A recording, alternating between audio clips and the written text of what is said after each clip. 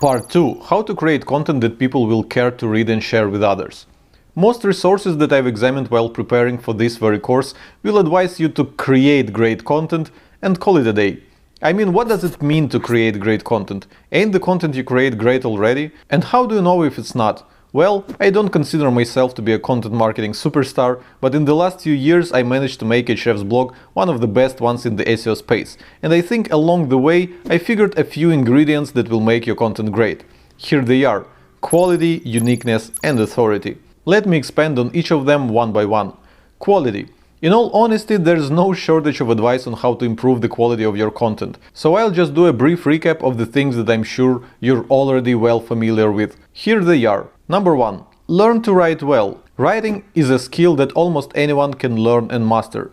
Think of playing a guitar. When you first try it, you surely can produce some sounds, but it can hardly be called music.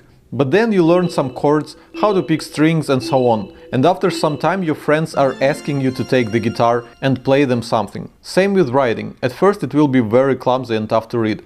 But after some learning and practice, people will start enjoying your articles. Luckily, there is no shortage of advice on the topic of how to improve your writing. Just start learning and practicing as soon as possible. Now, the next thing you do to ramp up the quality of your content is improve how it looks. It is a well-studied fact that most people will skim through the article before reading it, which will help them to evaluate if it is worth reading at all. And if your article doesn't look good, people are unlikely to risk their time reading it. Here are the things that make your content visually appealing.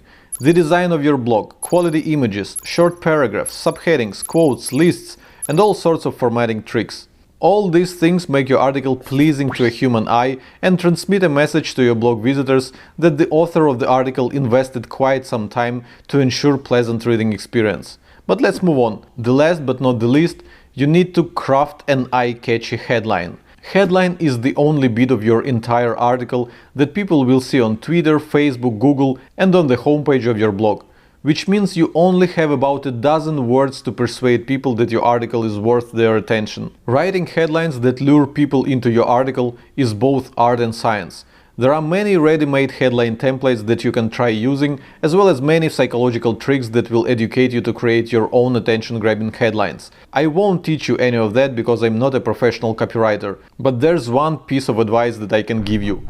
Make sure to brainstorm at least 5 different headlines for every article you write. If you won't invest the time and effort into coming up with just 5 headline variations to choose from, your entire article is almost guaranteed to flop, no matter how good it is. In the words of Andrew Chen from Uber, titles are often written as a vague pre-thought, but in fact it is the most important creative decision you'll make. And this wraps up my brief recap of ramping up the quality of your content.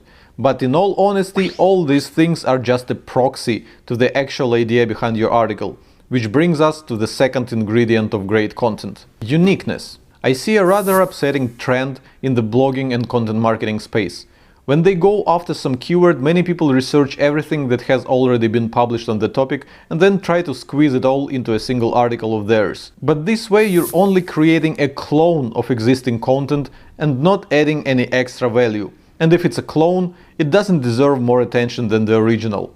So with this approach, you're immediately putting yourself one step behind your competition. If you want to stand out with your content, it has to be unique.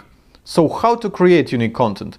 Well, you still have to research everything that has already been published on the topic, but then you don't create a clone. You create something that would be different from what's already there. Ideally, you want to say something that hasn't been said before, which is rather hard to do as it requires you to be at the very forefront of your industry. These people are called thought leaders, and most likely you're not one of them just yet. So another option is to find a new angle, which would be somewhat different from the conventional opinion on the topic. Ideally, you'd want to turn 180 degrees and challenge the status quo. This often generates a lot of buzz, but only if you have good arguments to make your point.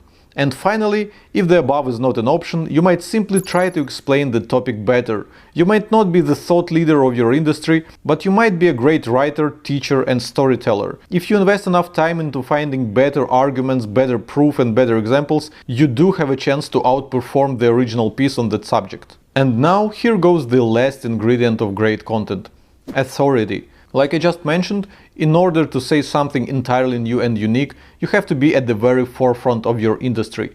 You have to be an authority in your niche. Let's say I do a few weeks of research and write a cool article on the topic of colonization of Mars. Would you read my article on the topic, or would you prefer to learn about the colonization of Mars from someone with more authority in that subject? Like Elon Musk, for example.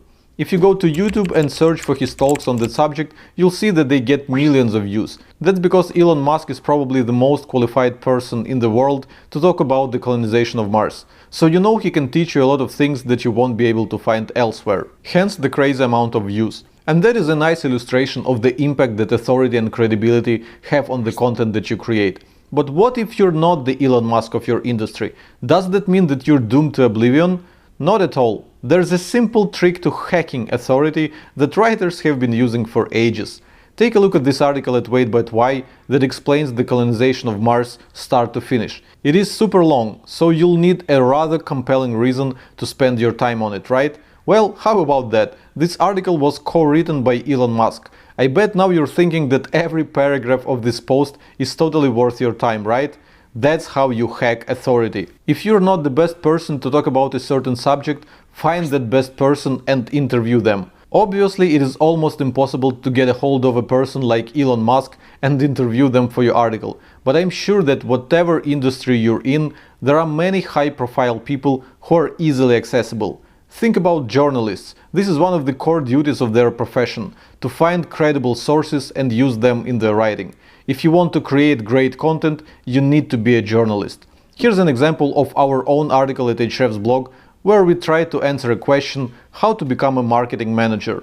We could easily crank up an article on the topic in a few hours and call it a day. But instead, we took time to reach out to 10 high-profile marketers and use their advice to create a great resource on the topic.